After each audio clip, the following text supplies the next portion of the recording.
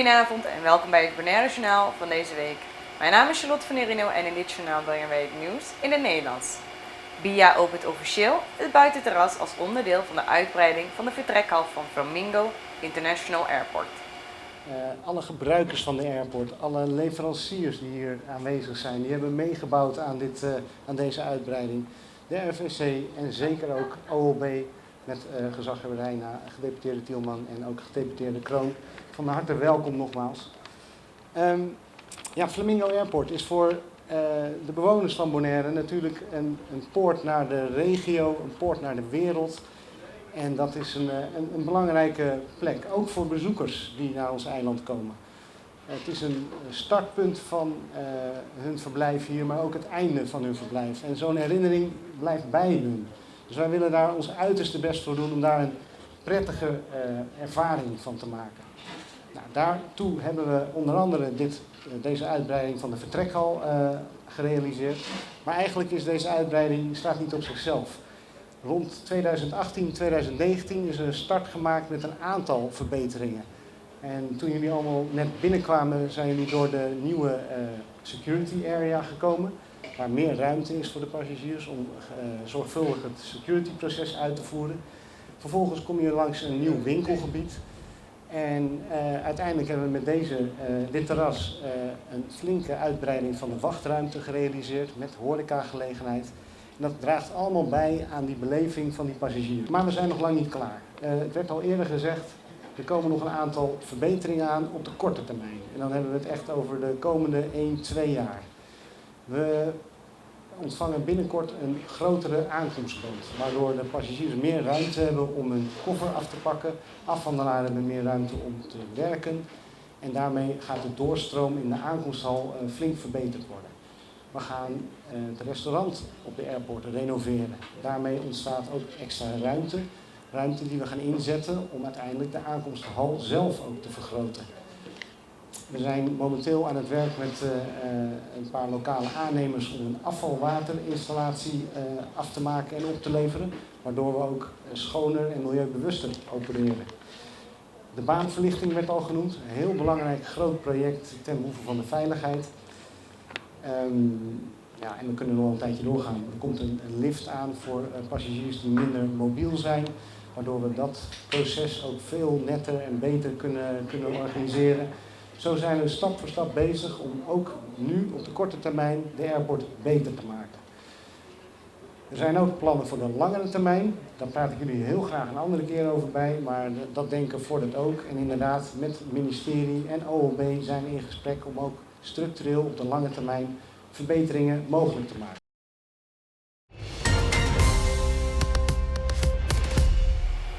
De 55-jarige Robin Rispens is per 15 september per koninklijk besluit benoemd tot nieuwe notaris op Bonaire. De beëdiging hield zich plaats op 19 september 2022.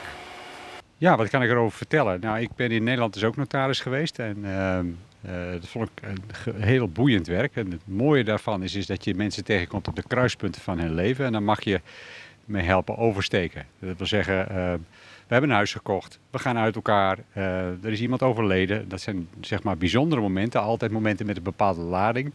En dat je daarmee mensen mag helpen is heel leuk en boeiend om te doen. Alleen ja, Nederland is een beetje koud en nat soms. En mijn echtgenote en dochter wilden graag naar een warm land. En ik heb vroeger zelf ook in de tropen gewoond, toen ik klein was. Dus het trok toch. Toen zijn we hier eens gaan kijken en hebben we hier een tijdje proef gewoond. En toen zeiden we, we gaan het doen. We gaan verhuizen naar Bonaire. Toen ben ik aan de slag gegaan bij Aniek.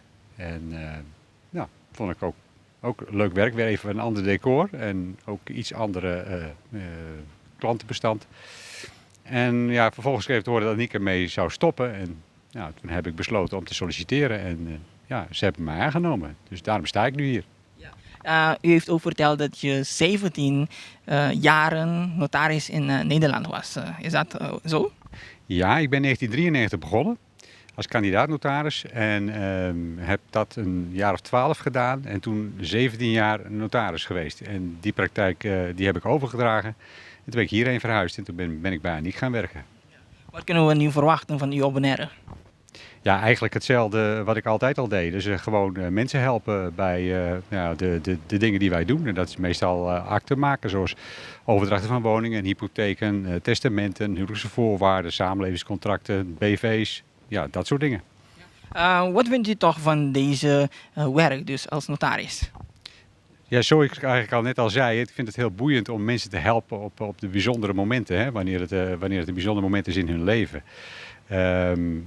Daarbij te kunnen assisteren is wat elke keer weer interessant is om te doen. En natuurlijk het contact met de mensen. Nu neem je ook het kantoor van notaris Schouten over? Blijven in hetzelfde pand zitten, dat is correct. Met dezelfde personeel.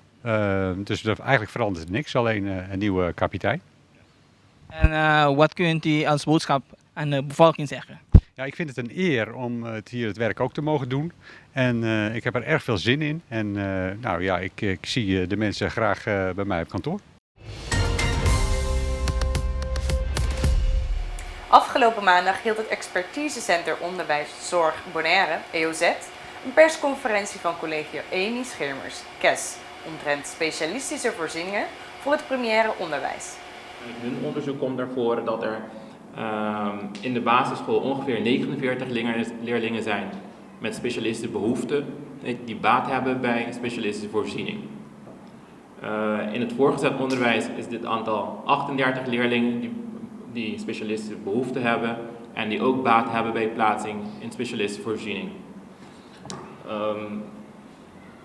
Dus het is belangrijk om daarbij ook aan te geven dat een aantal leerlingen niet zijn meegenomen in dit onderzoek. Het gaat dan vooral om kinderen die dan vanwege diverse factoren thuis zitten.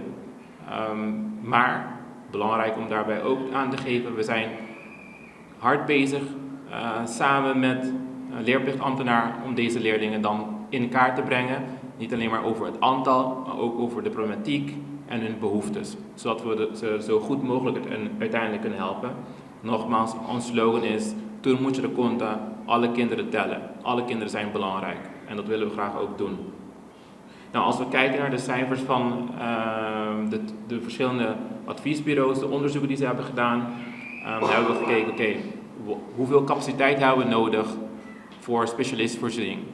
En we zijn nu gestart met Collegio Amy Schermer, oftewel KES, die plek biedt aan 70 leerlingen. Ja? Maar op dit moment hebben wij 25 leerlingen die hier geplaatst zijn. Waarom de 70? 70 geeft ons dan speling. Als je kijkt naar de 50, zou je dan de 50 beginnen, dan zit je een beetje krap. Dus 70, dan heb je een speling. Zeker als we het hebben dat een aantal thuis zittende kinderen niet zijn meegenomen in het onderzoek. Wat blijkt uit de verschillende onderzoeken is dat, in eerste instantie hebben we op dit moment of hiervoor, voor KES officieel, geen specialistenvoorziening in het primair onderwijs. En de noodzaak is groot. En uiteindelijk wil je graag preventief gaan werken. Je wilt niet wachten tot een leerling dan vastloopt in zijn of haar onderwijstraject voordat je gaat ingrijpen of de nodige begeleiding of ondersteuning gaat inzetten. Dus vandaar ook preventief beginnen. Ja? Vervolgens willen we sowieso de stap maken naar voortgezet onderwijs, maar we willen graag met deze groep beginnen.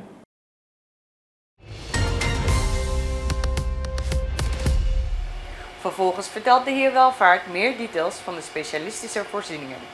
Specialistische voorziening betekent dat je onderwijs op maat krijgt. En dat betekent bijvoorbeeld een leerling in groep 5, die krijgt bijvoorbeeld vanwege een achterstand in taal op groep 4 niveau. Maar rekenen die is hij wel, of zij sterk in, dus die krijgt dan rekenen wel op groepsniveau. En misschien is hij heel goed in rekenen, krijgt ook verrijkingsstof op het gebied van rekenen. Dus onderwijs is op maat. Je werkt op je eigen tempo en ook eigen niveau. Los daarvan krijg je ook specialistische begeleiding. En dat hebben we van een team van professionals en leerkrachten die dan een passie hebben. En ook ervaring hebben met werken met kinderen of leerlingen met specialistische behoeften. Ja? En dit kan gedaan worden op een school binnen een specifieke klas. Maar dit kan ook gedaan worden binnen EOZ, binnen het gebouw van EOZ op een andere locatie, zoals we vandaag hier zitten. Dus dat maakt de specialistvoorziening en uiteindelijk geen school, omdat de leerlingen die hier onderwijszorg krijgen, die blijven ingeschreven op hun school. Ja, dus dat maakt dat het toch anders is en geen school is. Collegie Emmy Schermer. Ja. Nou, dit is niet nieuw voor ons, specialistenvoorziening. We hebben best wel veel ervaring hiermee. We hebben een aantal specialistenvoorzieningen opgezet. Ik kan een aantal voorbeelden nu benoemen. Ten eerste de schakelklas. Dat is een klas waar kinderen naartoe gaan die dan een achterstand hebben in een reken- of taalontwikkeling. Die gaan daar voor een periode, krijgen dan de nodige ondersteuning en die kunnen vervolgens dan terug naar school. Een ander voorbeeld is de STEM-klas. Dat is een samenwerking tussen SGB, EOZ en MSC. Die zit ook bij MSC, afdeling High Five. Waar de kinderen die dan met psychiatrische problematieken kampen de nodige ondersteuning en begeleiding kunnen krijgen, zodat ze stabiel genoeg zijn om onderwijs weer te kunnen volgen. Die afdeling hebben we dan voor zowel kinderen van het basisonderwijs als kinderen in het voorgezet onderwijs.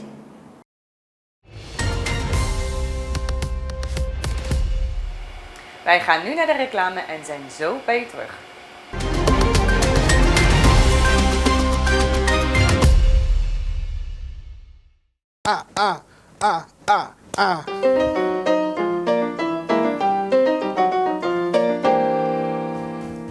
Saludos televidentes. Me que invitamos para tour ya domingo, mitad de 9 a noche, para sintonizar Dale Clave. Camina a mí, Giovanni Mercera, também papia com o artista boneriano Bibana Boneiro, o artista boneriano Biba Afo, é nota boneriano Bibana Boneiro e é internacional. Sintonizar, não se vê, o canal netamente boneriano, tu já domingo, mitad de 9 noite e repetição riba chamar depois de juega de número Boneiro. Não perder!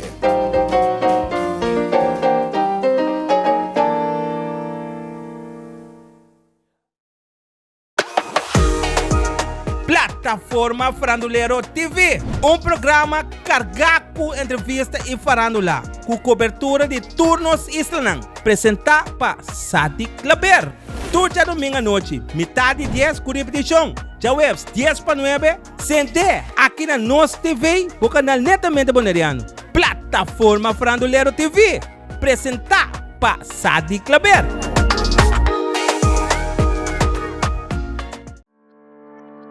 Cas de Emoção.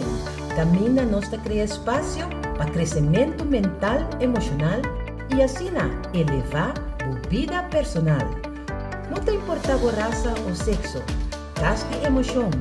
Vitamina para mente, alma e espírito. Não perder. Cas de Emoção. Turja na noite mitad de 9 aqui na Nos TV, o canal netamente bonariano. Share nos website que você não quer den exterior e lá também experienciar nos programação www.nostvbonaire.com. Wak Nos TV, una kubota.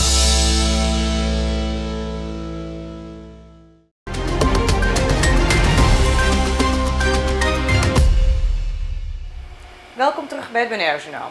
Studenten van MBO Helpende Zorg en Welzijn en Sport en Recreatie zijn bezig met aftrapproject Adoptiegrootouder.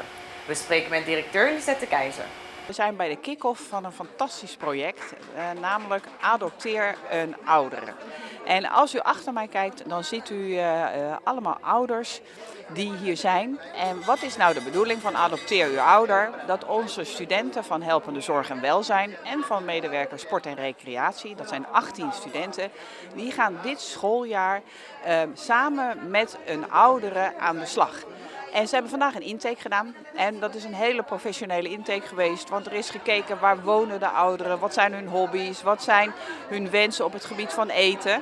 Want de bedoeling is dat ze 1 keer in de maand bezocht worden door de student en dat er dan activiteiten gaan plaatsvinden. Dat kan van alles zijn. Het kan zijn dat ze gaan lezen, dat de ouderen verhalen gaan vertellen, dat liedjes gezongen worden, andere sportieve activiteiten die passen bij de mogelijkheden van de senior.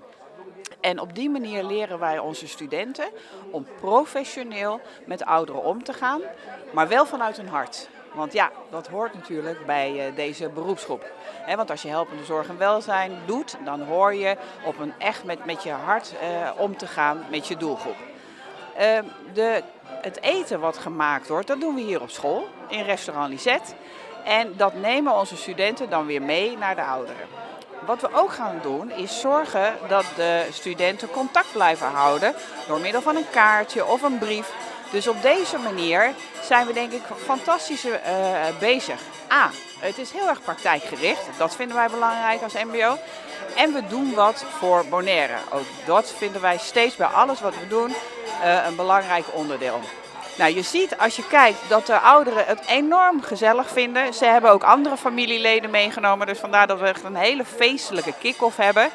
En ja, ik kan alleen maar zeggen wat een oudere tegen mij zei. Ze zegt, ik vind het zo leuk om mee te doen, want wij gaan samen leren. Ik leer wat van de student en de student leert wat van mij. Nou, ik denk dat dat in één keer de spijker op zijn kop is waarom dit echt een fantastisch project gaat worden.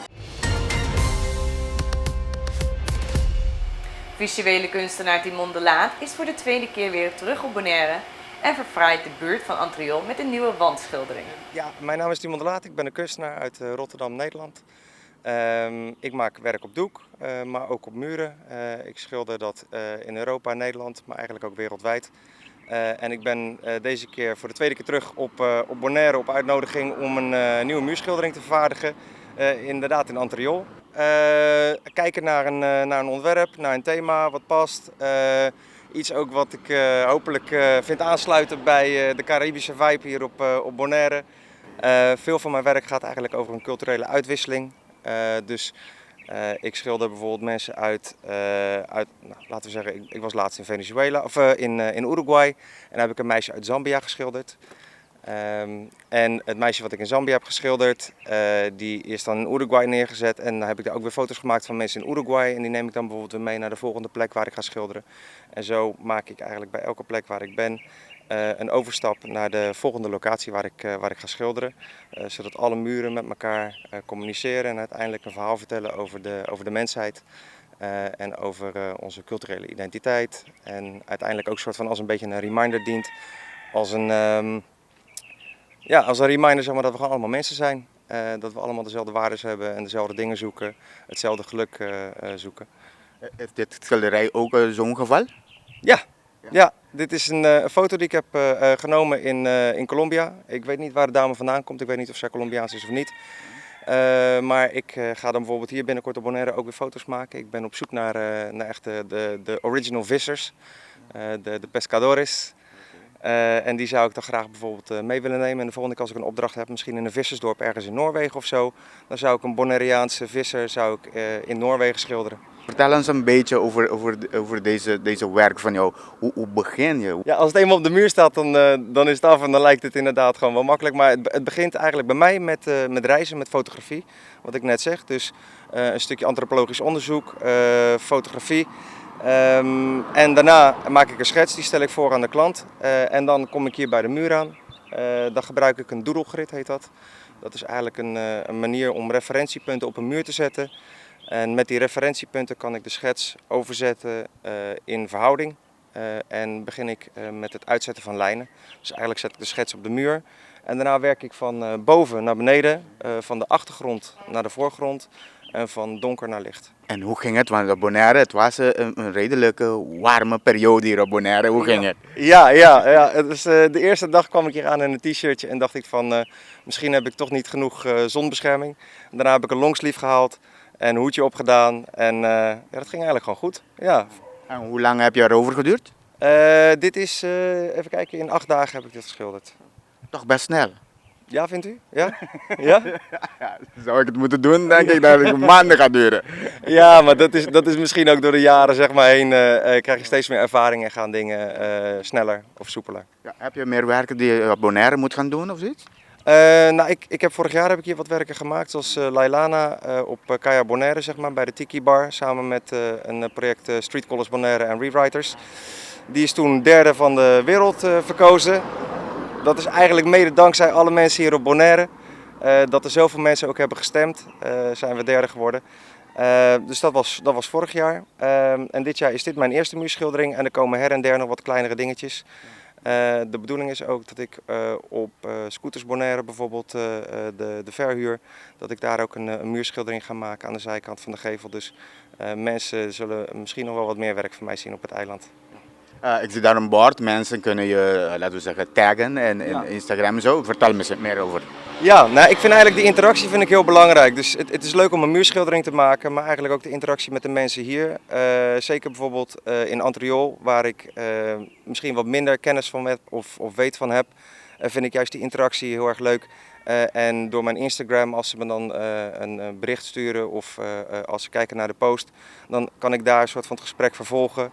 Misschien komt daar nog een mooie fotoshoot uit als ik een leuk jong ventje of een meisje zie. Of juist een mooiere oudere man of vrouw, zeg maar, die ik kan fotograferen voor een toekomstig project. Dus het is niet alleen maar het schilderij, het is voor mij ook echt die interactie die een grote rol speelt. Ja, had je reacties over deze muurschilderij gekregen? Ja, ze rijden de hele dag langs, toeteren en mensen die stoppen. Ik zag al een paar Insta-reels ook voorbij komen. Ja, het wordt voor zover ik weet, zeg maar, ik heb nog geen negatieve comment gehad. Eigenlijk alleen maar positief en geïnteresseerd.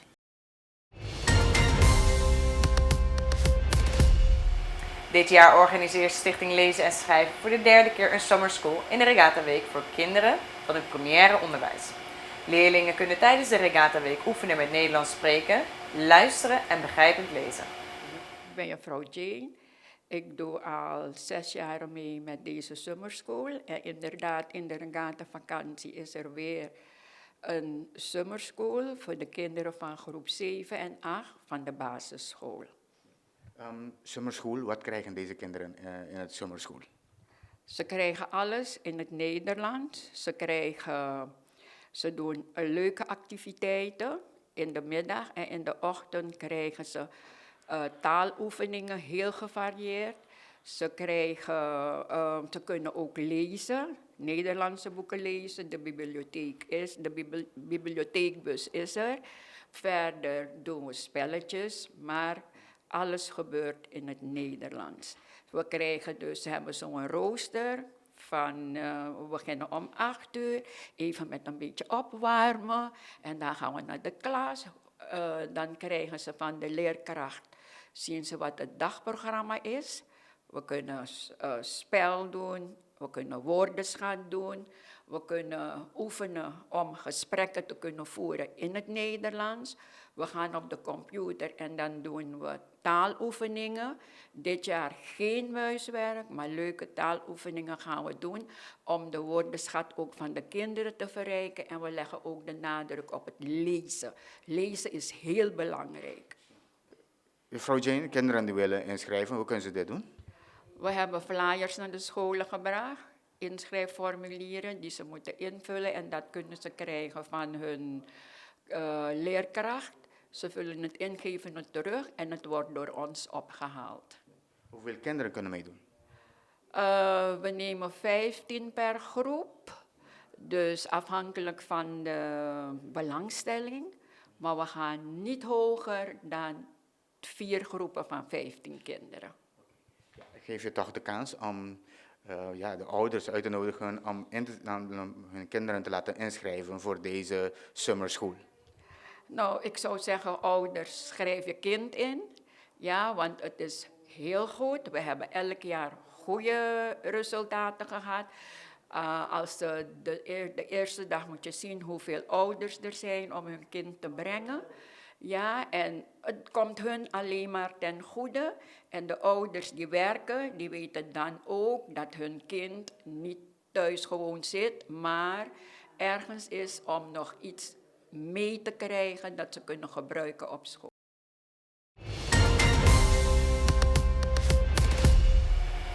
Het Nederlandse kabinet wil dat heel Bonaire op duurzame energie gaat draaien. De lokale partij NPB wil dat het eiland in 2035 volledig op elektronische auto's rijdt. Niet realistisch vinden verschillende inwoners op straat. Caribisch Netwerk. Een politicus die heeft bijvoorbeeld gezegd van in 2035 rijdt iedereen in een elektrische auto. Denkt u dat dat realistisch is? Nee, ik denk het niet. Als ik nu thuis al zeker 12 keer per jaar zonder stroom zit, gewoon zonder stroom, geen koelkast, geen airco, geen computer, geen niks, en dan kan ik ook geen auto rijden? Nee, dat gaat niet gebeuren. Hier op Bonaire hebben ook niet zoveel mensen ook een vaste baan. Dat is ook het probleem. Ja, misschien parte de invoerrechten para autobureau mais barato. Dus ik keer zeelo dat onkulo po assisi. Nee, dit is er dan zullen moeten zorgen dat de stroomvoorziening echt gewoon veiliger, stabieler is. En dan zullen ze ook op een andere manier stroom op moeten wekken. Ik bedoel, ik begrijp nog steeds niet waarom dat hier niet veel meer gebruik wordt gemaakt van zonnestroom. Dat zou zo geweldig zijn. Je hebt de hele dag zon. Ja, akinara mita ayaku aina eta den kinders schoenen lagen nog eens. Die lo kwal kuma wang. Mita hanya neste soso de mas. Hopi mas.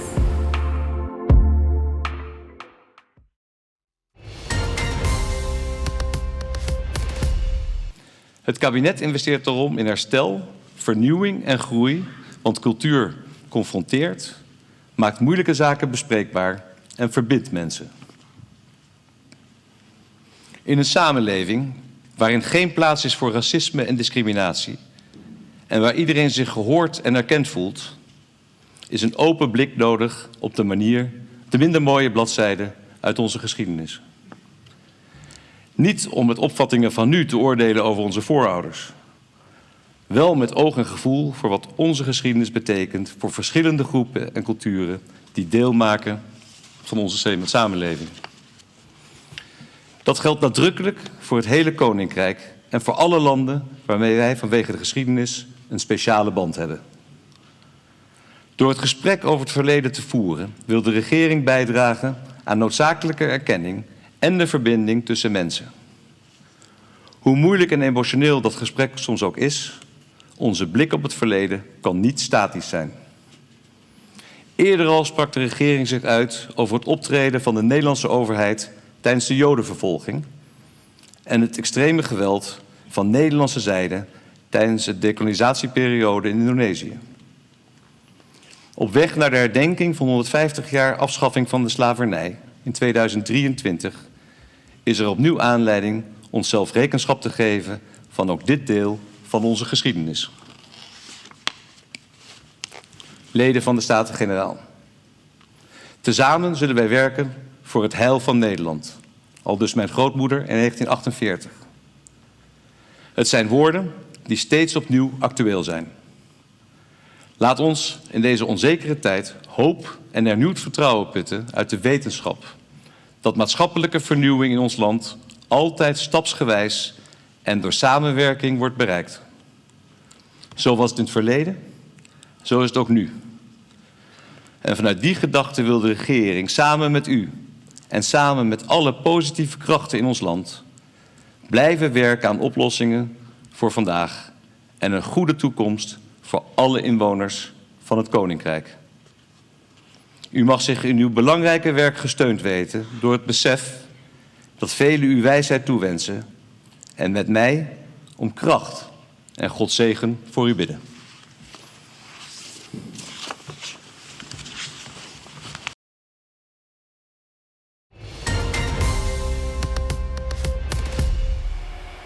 Een door de VN gesteunde tribunaal voor oorlogsmisdaden heeft een beroep van de laatste overlevende leider. Een door de VN gesteunde tribunaal voor oorlogsmisdaden heeft een beroep van de laatste overlevende leider van de Rode Khmer Rouge verworpen. Het Hof in Cambodja heeft de veroordeling tot genocide en de doodstraf. Hij was staatshoofd tijdens het bewind van de Rode Khmer Rouge, toen 2 miljoen mensen werden vermoord. Al Jazeera Nieuws. He was the head of state of the Khmer Rouge and its most public figure. 91-year-old Khieu Samphan will spend the rest of his life behind bars after a UN-backed tribunal upheld his conviction for crimes against humanity and genocide against the Vietnamese minority. He's already serving another life sentence, also for crimes against humanity, in relation to the forced evacuation of Phnom Penh. Between 1975 and 1979, as many as 2 million people died, many of them tortured or starved to death. The brutality of the Khmer Rouge's 4-year reign has not been forgotten, even though the regime was ousted more than 40 years ago. Hundreds of people turned up to hear the verdict, including Buddhist monks and Khmer Rouge survivors. I am happy. I want justice so that what happened in the past won't happen again. We want it to be over. Khieu Samphan had tried to argue he was merely a figurehead with no real power. But prosecutors say he was one of those most responsible. This is the historical day for the Cambodian people, and especially for the victim of the Khmer Rouge regime and also the international criminal justice and humanity. This is only the second case heard by the UN-backed tribunal, but it's also the last. In 16 years, the court has prosecuted 5 Khmer Rouge officials, resulting in 3 convictions, leading some to question whether it's been worth it. Yuk Chang researches the regime and says the hearings, which allowed survivors and relatives of victims to testify, have offered some closure. It confirmed that we can live after genocide, that we can move on, that we can rebuild, we can put back what has been lost. Ultimately, the tribunal's legacy may be its contribution to national reconciliation. Florence Louis, Al Jazeera.